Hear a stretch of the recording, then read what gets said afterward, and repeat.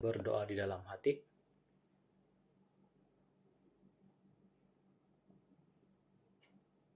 Amin.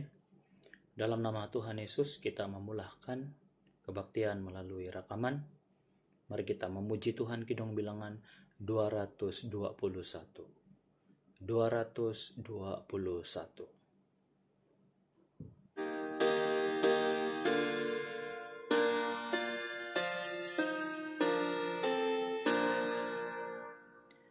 Menuju ke surga mulia,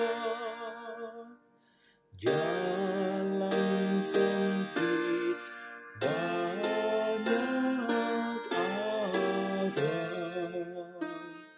Jangan takut kesukaran, menang punya harus dekat. Bila ingin masuk surga, harus buang segala dosa, melakukan perintah Tuhan, kendalikan segala bangsa. Jangan tamak harta dunia, merugikan orang lain. Jangan ada kata dusta, tak tersungut pada Tuhan. Ingin tempuh jalan surga, sering lemah tak berdaya. Mohon Roh-Nya selalu bantu, agar aku sampai surga. Baik, sebelum kita sama-sama belajar firman Tuhan di dalam Alkitab sebagai ulang kaji ataupun dorongan bersama, mari kita sama-sama berdoa memohon Tuhan memimpin kita, memberikan kita hikmat dan kebijaksanaan, agar apa yang kita sama-sama kongsikan di sini dapat membangun bersama di dalam lebih kita mendekatkan diri kepada Tuhan. Mari kita sehati sejiwa sama-sama berdoa.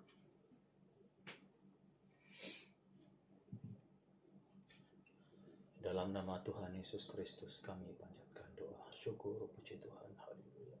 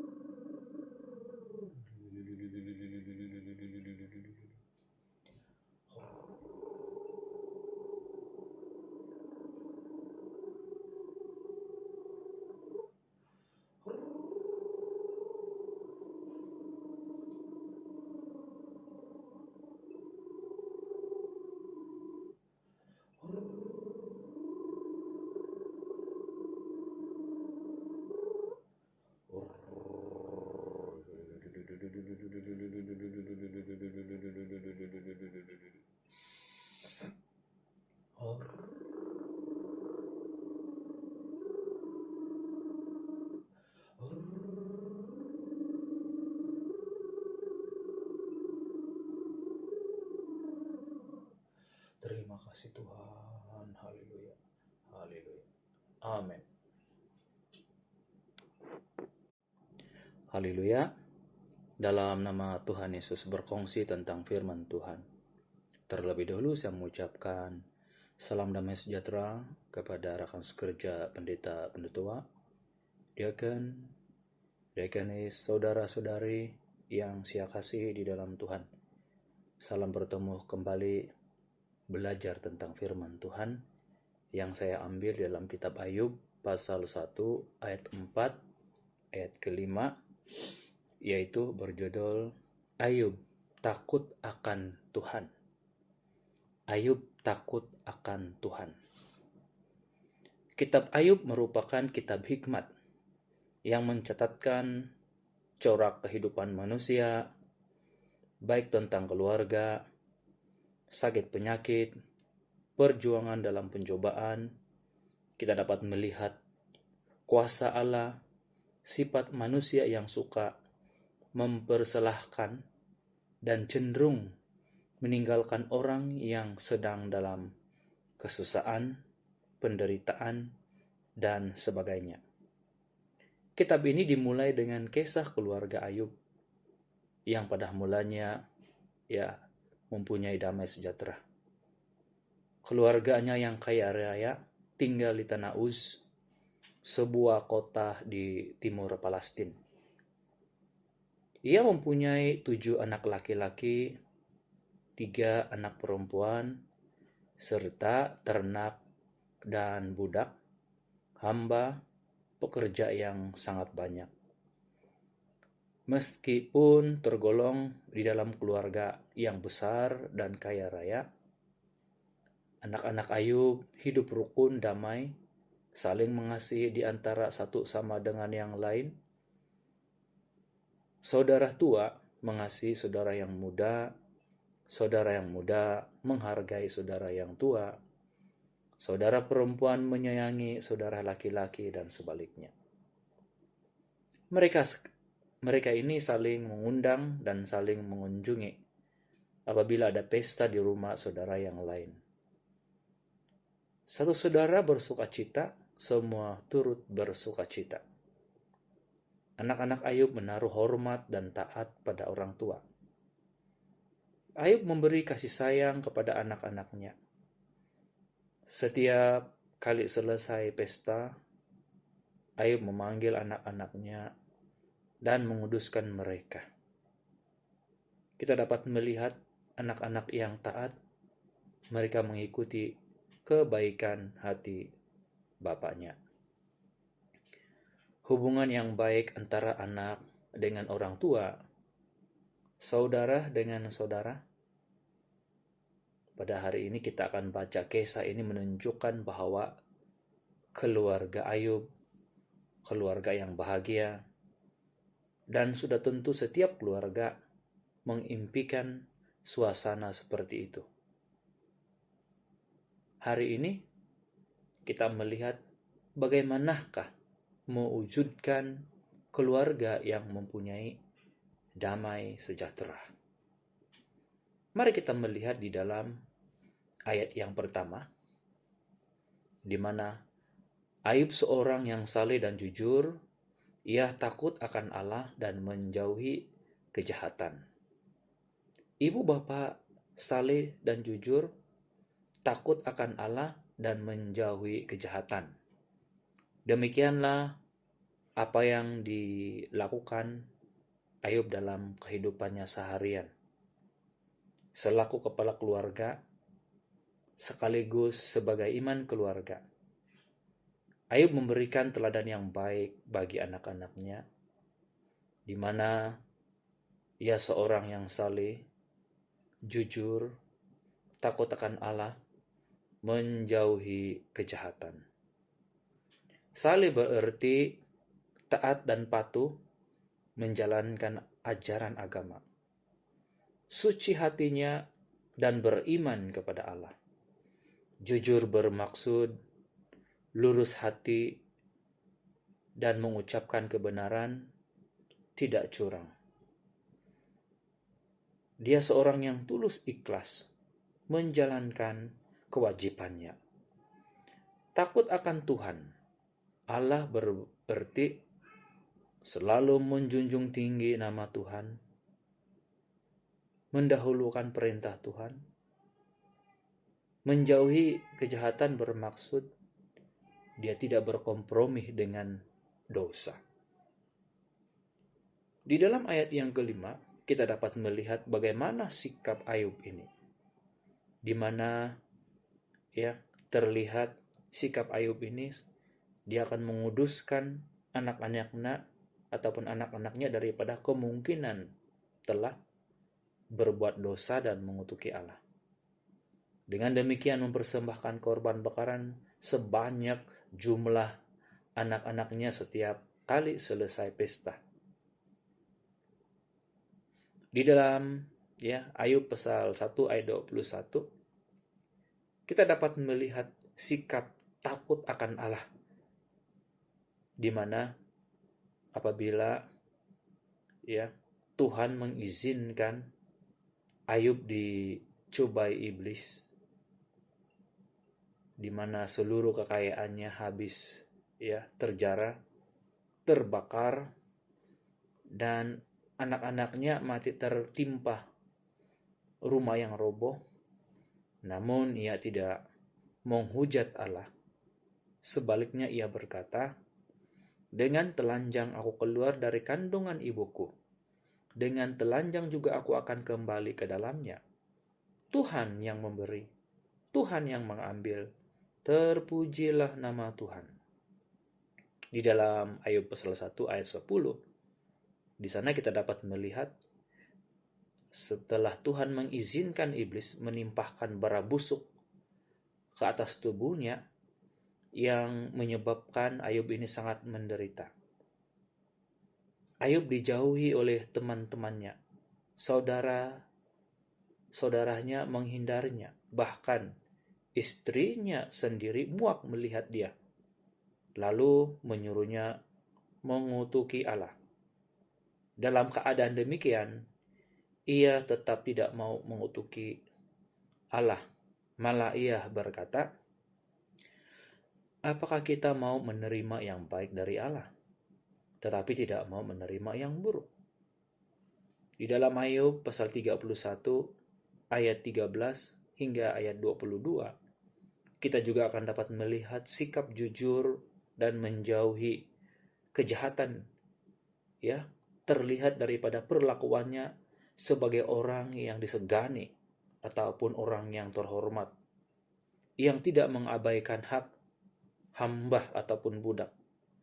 Dia tidak menolak orang kecil, janda, anak yatim, orang miskin, orang asing yang meminta pertolongan.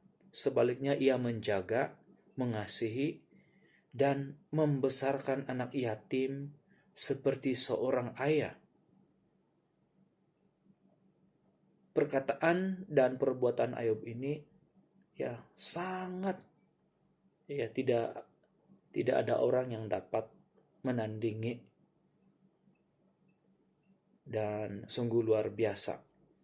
Dalam keadaan senang maupun menderita, hati, pikiran, dan mulutnya tidak pernah mengucapkan hal-hal yang tidak baik terhadap Tuhan. Namun dia selalu mengucap syukur atas berkat-berkat Allah. Perbuatannya itu selalu mengagungkan, meninggikan kebesaran Allah. Sungguh tidak berbuat dosa dengan bibirnya. Ayub memang seorang yang benar. Di dalam Timotius pasal 3 ayat 2 hingga ayat 4, Paulus mengingatkan, seorang ayah adalah penetua di dalam keluarga. Hendaklah ia menjadi teladan anak-anaknya, menjadi kepala keluarga yang baik, bijaksana, sopan, suka menolong, cekap mengajar, bukan hamba uang. Namanya baik di masyarakat sehingga dihormati, disegani anak-anaknya, di rumah.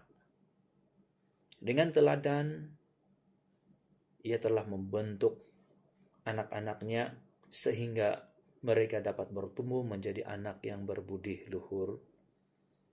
Ya. Nilai-nilai teladan Ayub telah menjadi standar moral, akhlak, budi pekerti yang baik telah disemai di dalam jiwa anak-anaknya, menjadikan anak-anak mereka itu memperolehi damai sejahtera di dalam Tuhan. Mari kita melihat seterusnya apa yang telah dilakukan oleh Ayub. Tindakan apa ataupun tindakan Ayub terhadap anak-anaknya. Di dalam ayat yang kelima mencatatkan, mungkin anak-anakku sudah berbuat dosa dan telah mengutuki Allah di dalam hati. Seorang ibu bapa yang memperhatikan kehidupan rohani anak-anaknya. Ayub sungguh mengasihi anak-anak. Ini sangat ia sangat memperhatikan kehidupan rohani ataupun keagamaan anak-anaknya. Kita mengetahui melalui ucapannya berkata, mungkin anak-anakku sudah berbuat dosa dan telah mengutuki Allah di dalam hati. Ayub menyadari dosalah yang akan menghancurkan keluhuran jiwa anak-anaknya. Ya, dosalah yang akan menghambat hubungan manusia dengan Allah sehingga tidak diperkenankan Tuhan. Sebagai ayah yang sungguh mengasihi anak-anaknya, ia selalu berusaha mencukupi keperluan hidup lahiriah mereka, memberikan makanan yang terbaik, memberikan pendidikan yang terbaik, dan selalu menyukacitakan hati anak-anak pada satu saat tertentu dengan mengadakan pesta. Ia juga berusaha sekuatnya memperhatikan kehidupan rohani, mengingatkan mereka untuk hidup saleh, menjauhi perbuatan dosa. Mungkin juga apabila mereka berbuat dosa, Ayub tidak segan-segan menasihati ataupun mendisiplinkan mereka dengan kebenaran untuk menyelamatkan jiwa mereka. Di dalam Amsal pasal 23 ayat 13 hingga ayat 14, dengan mempersembahkan korban bakaran kepada Allah, Ayub mendidik kerohanian dan menanamkan nilai keagamaan kepada anak-anaknya bahwa Allah menghendaki manusia hidup kudus, menjauhi dosa. Pemazmur berkata, anak adalah milik pusaka Tuhan. Anak-anak itu seperti anak panah di tangan pahlawan yang siap untuk dipanahkan.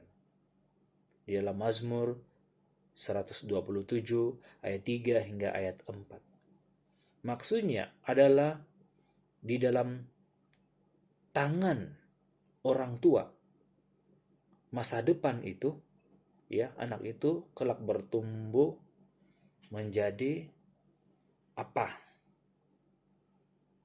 Itu semuanya sangat dipengaruhi oleh didikan orang tua. Pemazmur menggambarkan seperti anak panah di tangan pahlawan. Kemana pahlawan mengarahkan, ke situlah anak panah itu mengarah. Demikian juga anak, kalau kita mengarahkannya kepada dunia, sudah tentu ia akan bertumbuh menjadi anak dunia yang hidup serba duniawi dan materialistik, yang cenderung membawa hidupnya menuju kebinasaan dan penderitaan. Dan ini juga membuat hari tua kita merana kalau kita mengarahkan kepada dunia.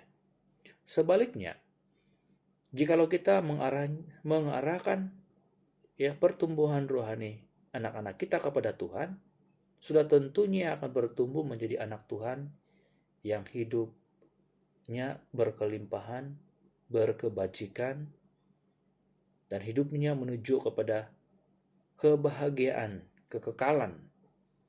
Dan ini juga menjadikan hari tua kita tentram, damai, dan bahagia itu. Penulis Amsal menasihati, didiklah anak muda menurut jalan yang patut baginya. Maka pada masa tuanya pun ia tidak akan menyimpang dari jalan itu. Didiklah mereka untuk mengenal hikmat, takut akan Allah, dan menjauhi kejahatan. Maka engkau akan berbahagia. Tidak akan mendapat malu di pintu gerbang. Mari kita melihat dalam Amsal pasal 22 ayat 6 dan juga Mazmur 127 ayat ke-5. Saudara-saudari boleh membacakan ayat tersebut. Kita harus membawa anak-anak kita berkebaktian. Mengingati hari Sabat. Walaupun pada hari ini kita tidak dapat berkebaktian di dalam aula gereja, namun kita ada alternatif yang lain. Kita boleh berkebaktian secara dalam talian online. Kita juga ada kebaktian secara talian online hari Rabu, hari Jumat, dan juga 2 sesi hari Sabat. Dan kita juga ada kajian Alkitab yang kita akan jalankan pada hari esok, yaitu hari Isnin jam 7:30 malam. Itu selalu dijalankan, dilaksanakan.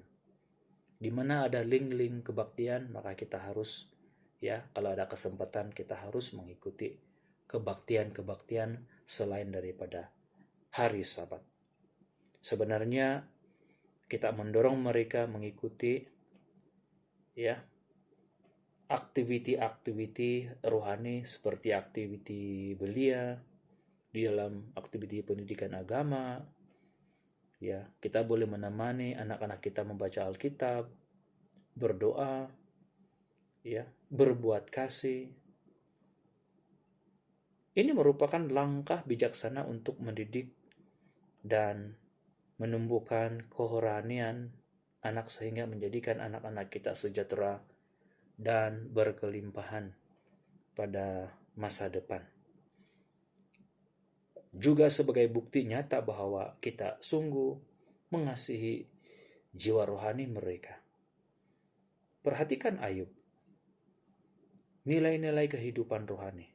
Bagaimana keagamaan anaknya menjadikan mereka bertumbuh menjadi anak-anak yang sejahtera, saleh, tahu menghormati Allah, taat kepada orang tua, dan saling mengasihi, menyayangi di antara satu sama dengan yang lain. Yang ketiga, di mana Ayub selalu memanggil anak-anaknya, dan anak-anaknya pun selalu mematuhi nasihat terhadap Ayub ini, kepada Ayub ini.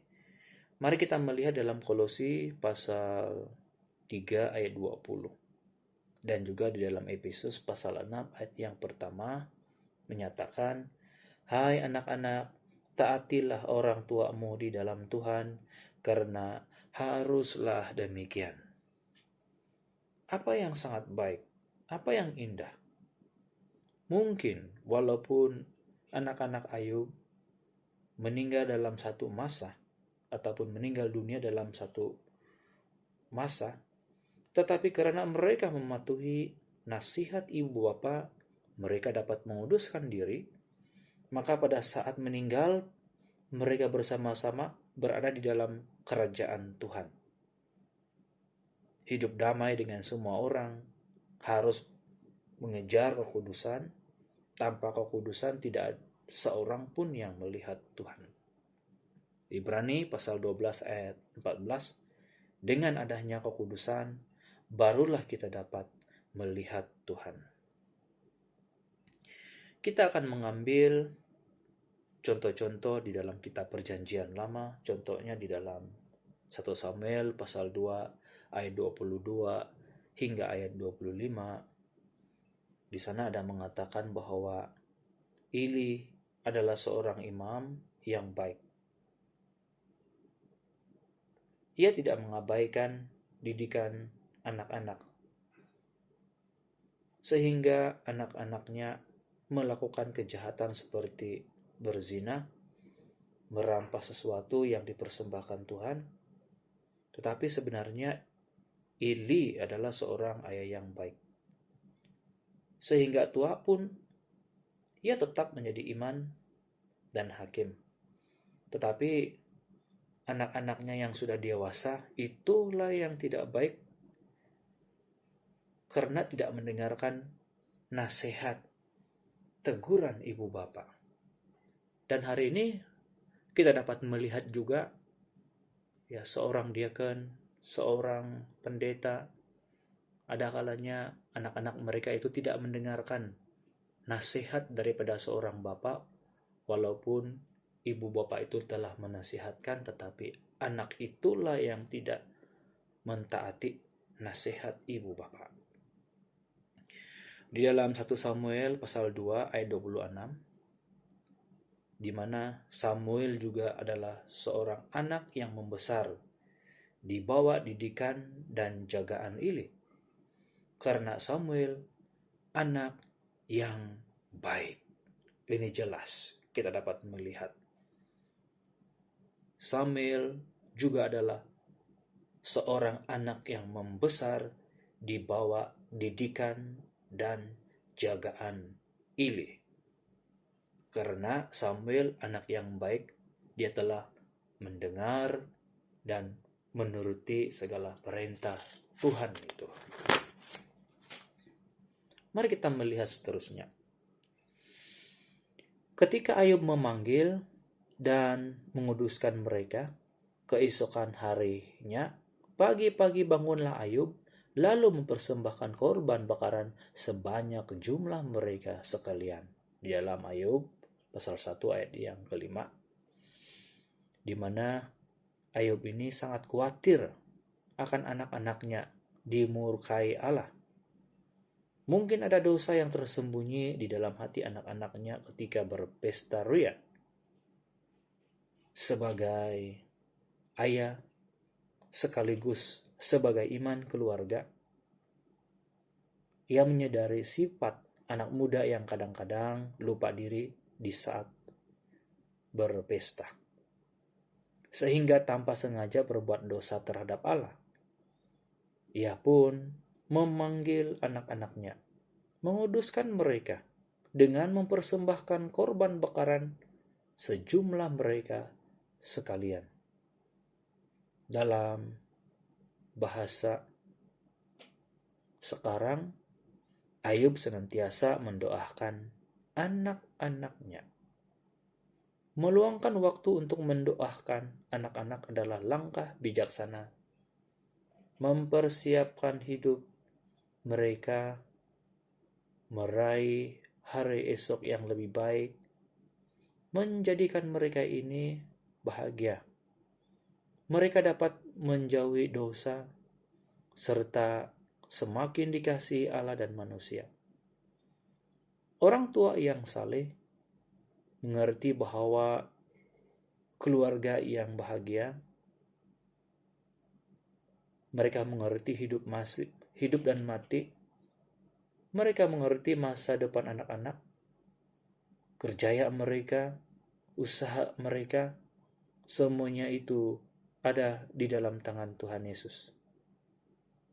Ibu bapak yang sungguh-sungguh mengasihi keluarga, ya, selayaknya meluangkan waktu mendoakan keluarga. Kasih sejati orang tua kepada anak-anak bukanlah harta yang berlimpah ataupun berlimpah ruah, tetapi doa. Harta yang berlimpah boleh menjadi berkat bila anak menjadi bijaksana. menggunakannya pada jalan kebajikan, dan meninggikan Allah. Tetapi boleh juga menjadi kutuk apabila karena harta anak durhaka kepada orang tua, melupakan Tuhan dengan memuaskan keinginan daging dan hawa nafsu dengan harta pemberian Allah, sedangkan doa berkuasa menjauhkan anak dari kejahatan dan dari dosa. Karena harta membangun akhlak, karakter, mengubah hidup, masa depan, bahkan menyelamatkannya. Di dalam Yakobus pasal 5 ayat 3 hingga ayat 16, doa perempuan Kanaan telah membebaskan anaknya dari kerasukan roh jahat. Doa Yerus telah menyelamatkan anaknya yang sakit tenat. Doa Amran bin Yokobed telah melahirkan Miriam. Harun, Musa, 3 pemimpin luar biasa bagi Israel. Doa Hana telah melahirkan Samuel dan menjadikan ia hakim yang dapat dipakai Allah. Doa Tuhan Yesus, Marta dan Maria telah membangkitkan Lazarus. Doa dan penumpangan tangan Paulus telah menjadikan Timotius sebagai penginjil muda yang dipakai Allah. Doa menjadikan segala sesuatu yang indah, harmonis, dan damai sejahtera. Kita harus meluangkan waktu untuk mendoakan anak-anak. Adalah langkah bijaksana mempersiapkan hidup mereka untuk meraih hari yang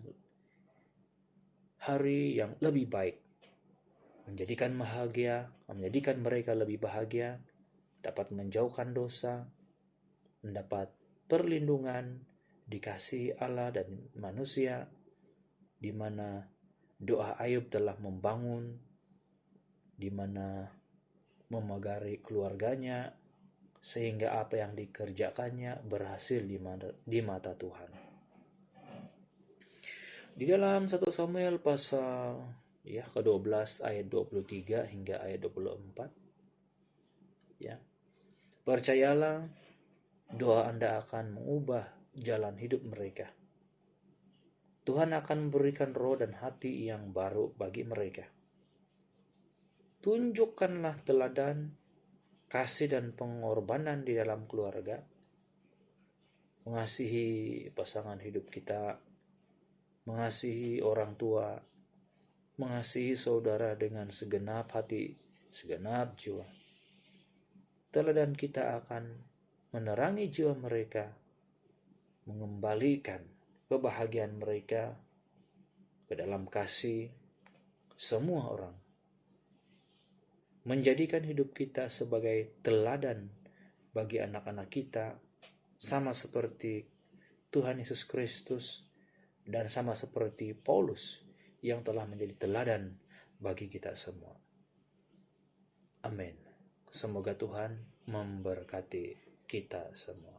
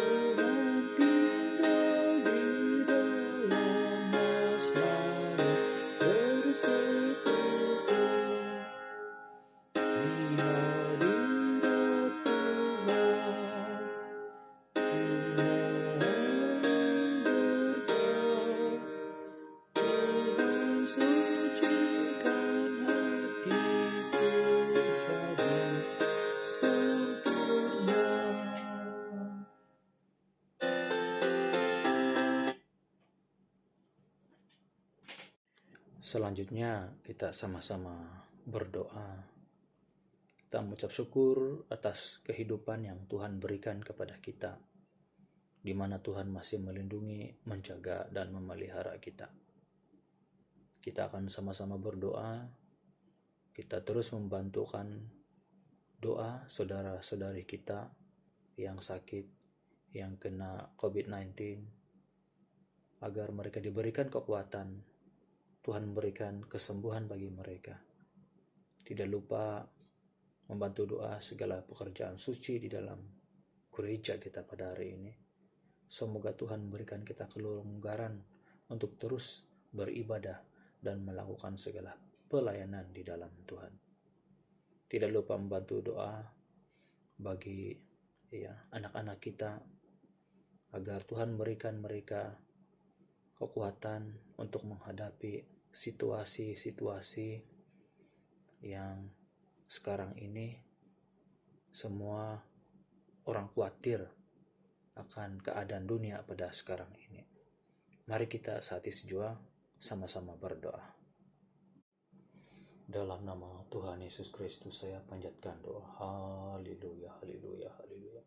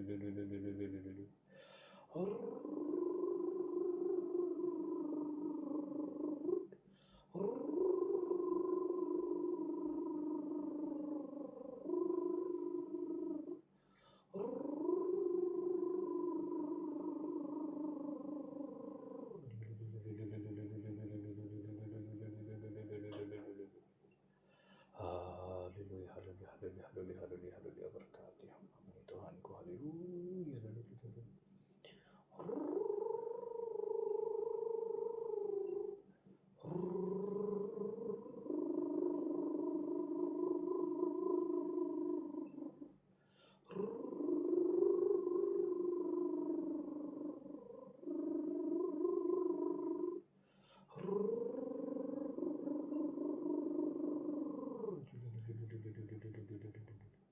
Haleluya, haleluya, terima kasih Tuhan, haleluya.